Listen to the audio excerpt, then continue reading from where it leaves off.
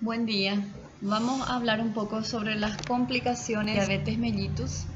Importante recordar que voy a considerar un potencial paciente que se pueda complicar a los que estén fuera de este parámetro. Mi paciente va a ser considerado normoglicémico si es que permanece con su glicemia en ayunas menor a 100. Hasta 125 va a ser considerado prediabético. A partir de 126 miligramos de glicemia en ayunas va a ser diabético. Si me hace valores durante su tratamiento a partir de 200 miligramos, voy a estar considerando que ese paciente se está complicando a corto plazo o de forma aguda, ¿sí?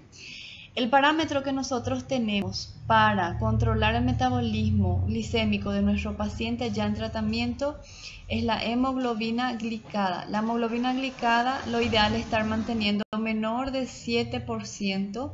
Y tenemos un paciente donde no podamos utilizar la hemoglobina como parámetro de control por estar embarazada, con algún tipo de cáncer, con linfoma, leucemias, anemias crónicas, yo tengo a disposición la fructosamina, tratar de mantener valores menor a 285 milimol. Cuando tenemos un paciente diabético tipo 1, el paciente va a ser tratado con insulina desde el inicio, desde el comienzo, y el objetivo de mi tratamiento es reducir la presencia de los síntomas que aqueja al paciente y, lógicamente, disminuir la probabilidad de desarrollar complicaciones. ¿Cuánto me tiene que venir el valor de glicemia en los hemoglucotest que el paciente diabético tipo 1 se realice? Si hasta 12 años antes de las comidas de forma preprandial, lo ideal es que venga 180 miligramos, hasta 180. Pasados los 13 años, lo ideal, la meta glicémica de ese paciente va a ser hasta 130 miligramos, siempre con un valor de hemoglobina glicada menor a 7%. Si no estamos logrando nuestra meta glicémica en el paciente diabético tipo 1 y tipo 2, es obligatorio que modifique el tratamiento. ¿Cuál es el parámetro que yo tengo para saber lo que significa traducido en valor de glicemia esa hemoglobina glicada de 10, 11, 12%?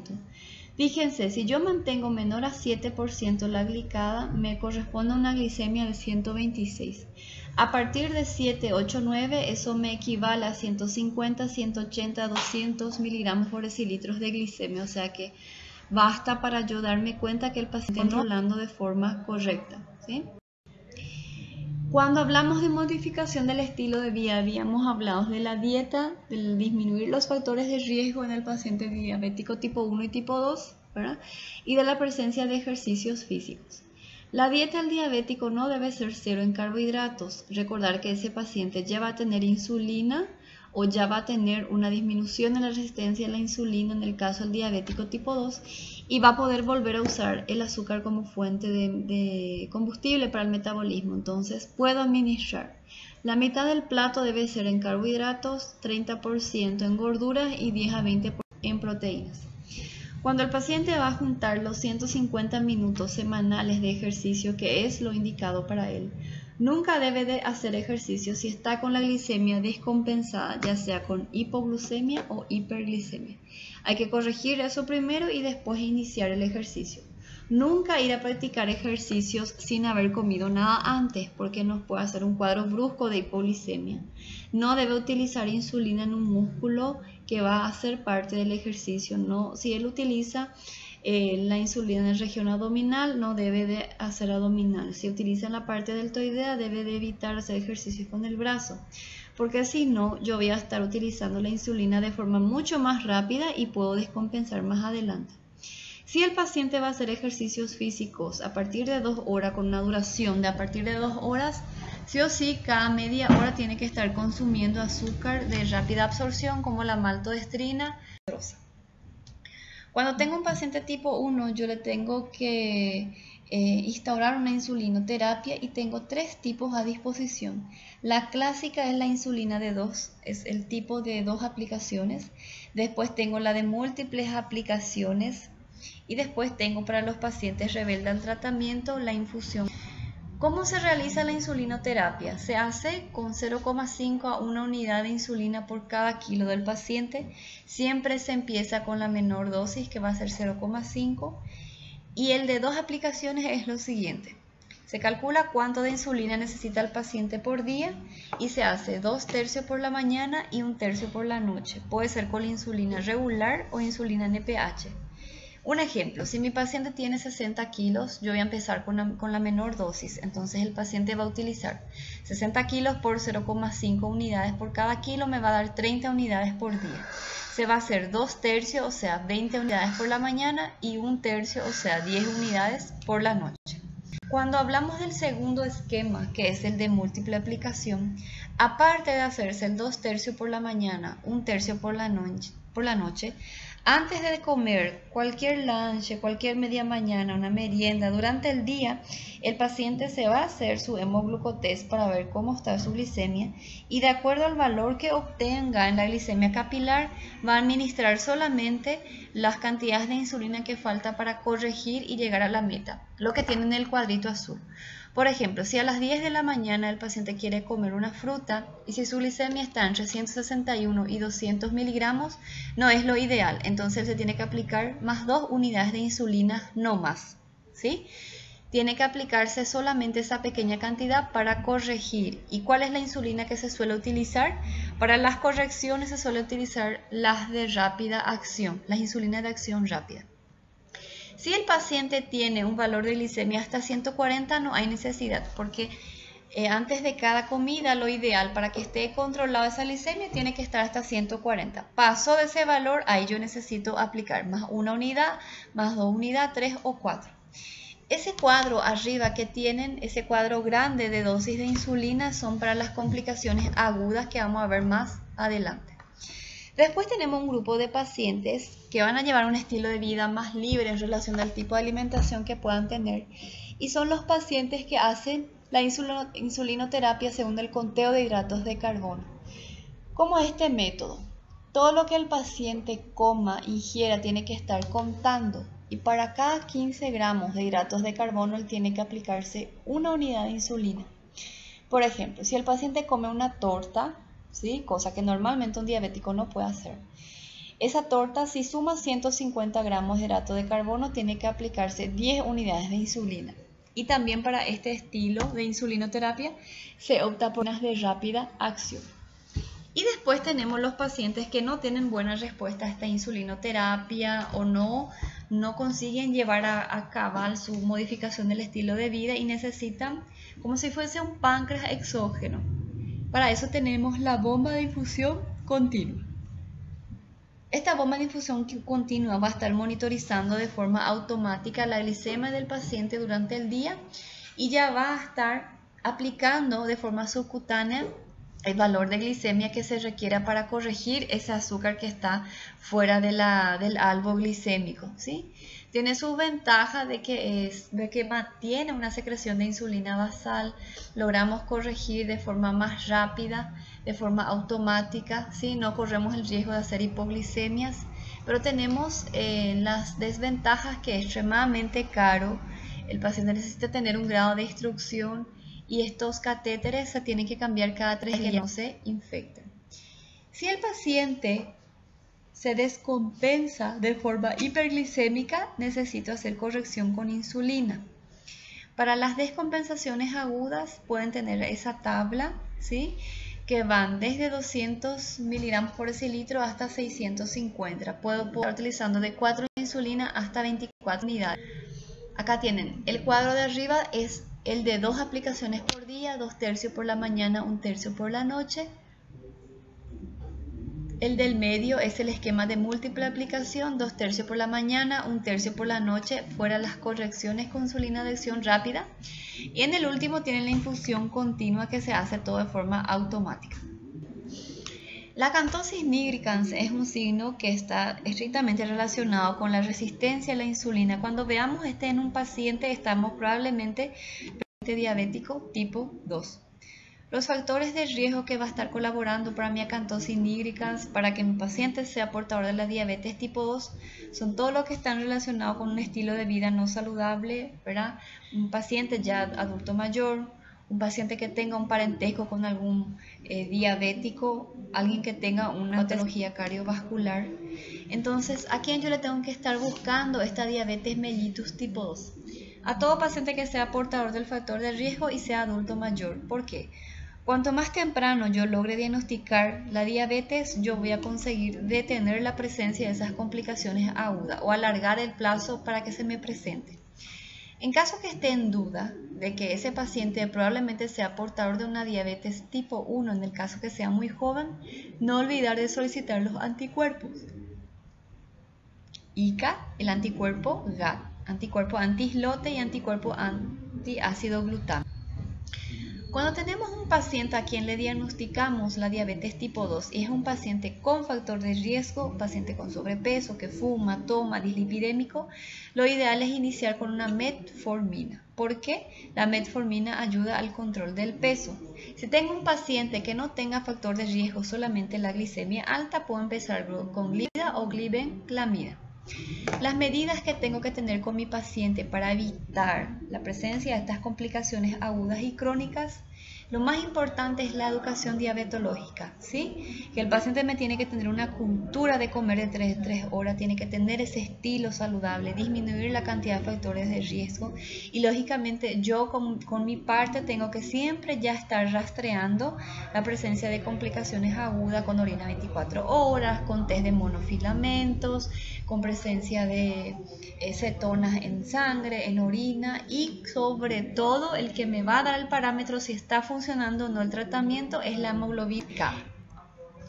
Cuando hablamos de complicaciones agudas, yo puedo tener complicaciones agudas hipoglucémicas y complicaciones agudas hiperglicémicas. La hipoglucemia es cuando el azúcar baja menos de 70 y voy a considerar una hipoglucemia severa si el azúcar baja de 50. ¿Cuál es la causa más importante de la hipoglucemia? El paciente no come de 3 en 3 horas, el paciente hizo ejercicio extenuante sin haber consumido los 15 gramos de hidrato de carbono, el paciente se equivocó en la dosis de insulina o está tomando más cantidad de lo que necesita, ¿verdad? ¿Cuáles son los síntomas? Imagínense el sistema nervioso central, todo nuestro organismo se está quedando sin combustible y empieza a fallar. Vamos a tener mareos, temblores, palidez, taquicardia, palpitación, ansiedad, sudor. Conforme vaya progresando esta hipoglicemia, nuestro cerebro va a empezar a fallar y podemos tener pérdida de la conciencia, alteración, desorientación, falla la visión, falla la conducta, falla la memoria, no podemos coordinarnos, podemos convulsionar, inclusive un coma. ¿Cómo yo puedo prevenir? La educación diabetológica es esencial, ¿sí?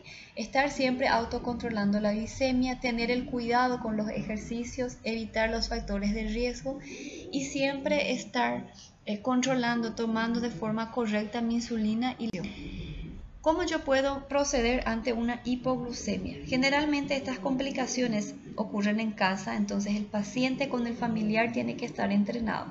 Lo más rápido que yo pueda hacer, lo que el familiar puede hacer es, en primer lugar, administrar azúcar de rápida absorción.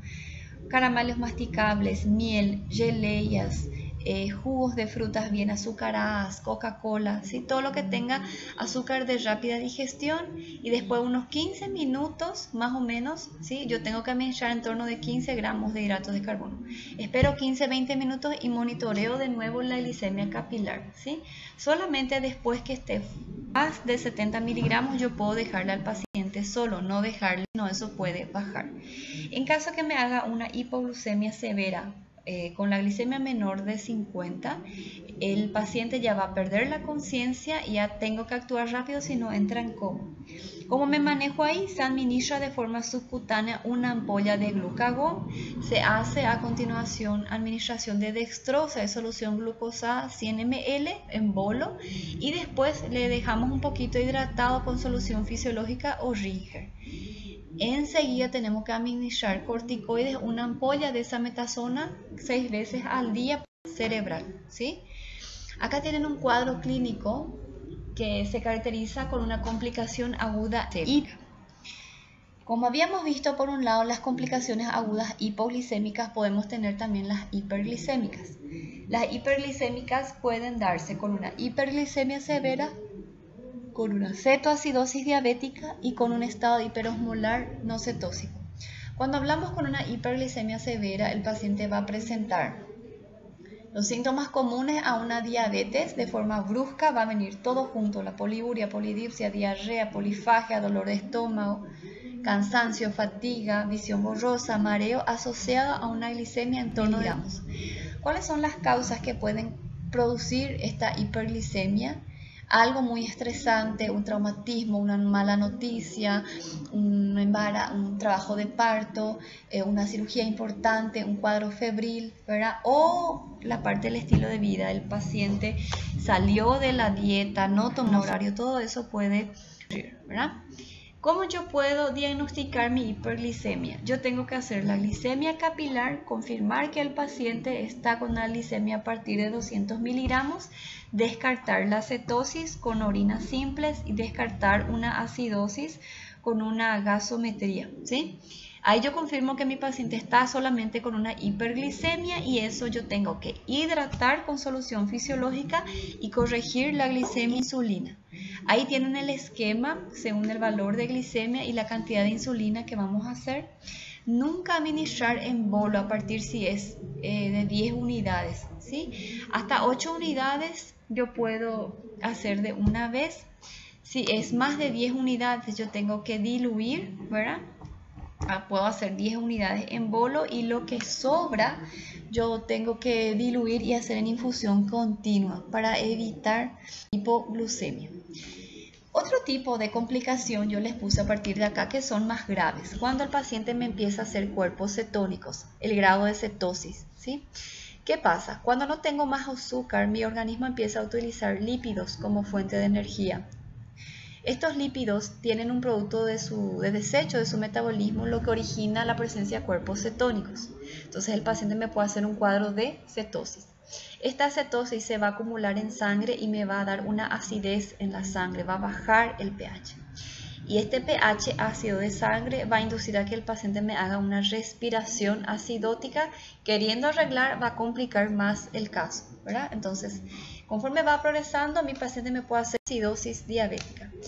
¿Cómo yo puedo diagnosticar? Con la presencia de cetosis, que el paciente me va a tener aliento cetónico, que es una mezcla de un olor de un espectro frutal como una manzana podrida con un trasfondo de alcohol como una acetona, es bastante fuerte, con la presencia de hiperglicemia en torno a 250 miligramos y con la presencia de acidosis con un pH arterial bajo y bicarbonato bajo. Eso se ve en una gasometría. Entonces, ¿cómo yo puedo diagnosticar mi cetoacidosis diabética? Con un hemoglucotest, con una gasometría y con una orina simples, ¿sí? Siempre es importante también solicitar electrolitos para ver si ese paciente que estaba orinando demasiado por estar hiperfiltrando, intentando eliminar el exceso de azúcar, no tuvo pérdida importante de algún electrolito para corregir también. Las causas y los síntomas van a ser igual a una hiperglicemia. Cualquier evento que sea importante, estresante para el metabolismo puede desencadenar una cetoacidosis y los síntomas van a ser bastante similares. Todo el espectro de una clínica de diabetes, náuseas, vómitos, dolor abdominal, fatiga, cansancio, polidipsia, polifagia, con afectación de la conciencia, porque el paciente está teniendo un valor de glicemia más aumentada, ¿sí? La respiración acidótica de Kussmaul, que son inspiraciones forzadas, rápidas, profundas, intentando compensar esta acidosis metabólica, y por la pérdida de electrolitos podemos tener presencia de calambres. El olor a fruta del aliento es por culpa de la cetoacidosis. ¿Cómo yo puedo corregir, cómo puedo manejar esta cetoacidosis diabética? Se maneja con insulina, fluidoterapia y bicarbonato. La insulina me va a corregir el valor de glicemia aumentado, va a disminuir la producción de cetonas, ¿sí? La fluidoterapia va a reponer todos los electrolitos que se perdió y la deshidratación, y el bicarbonato es para acidosis alcohólica. Aparte, nunca mandarle enseguida al paciente, dejarle reposando en observación, monitorizar todos sus signos vitales. Si hay necesidad de hacer balance, yo puedo sondarle al paciente, dejarle estable. Si hay necesidad de administrarle oxígeno también, ¿sí? Cuidar toda la parte del control metabólico de la glicemia, no olvidarnos el bicarbonato, que es extremadamente importante para la acidez. Una vez que esté normalizado, hacerle un poco de corticoides, porque así como una hipoglucemia brusca, una hiperglucemia brusca también me puede producir edema cerebral. Entonces también voy a necesitar de corticoides. El paciente me puede hacer valores de glicemia tan altos que puede llegar a entrar en coma, ¿sí? Que es el coma hiperosmolar. El coma hiperosmolar o estado hiperosmolar no cetóxico se caracteriza por una deshidratación marcante y glicemias alrededor del 600 miligramos. ¿Cómo yo voy a confirmar de un coma hiperglicémico? Tengo que dosar la glucosa con un hemoglucotest, descartar mi acidosis con una gasometría, descartar la presencia de cuerpos cetónicos con orinas simples y solicitar electrolitos en sangre, donde voy a ver la pérdida de gran cantidad de electrolitos. ¿Cómo yo voy a estar extremadamente necesario? Lo primero que tengo que hacer es la corrección de insulina, administrar todos los fluidos que el paciente perdió con solución fisiológica o Ringer lactato y corregir uno a uno los electrolitos que está en falta por una hiperfiltración del paciente. Las causas desencadenantes de una cetoacidosis, de una hiperglicemia, de un estado hiperosmolar no cetóxico, ¿sí?, van a ser la misma.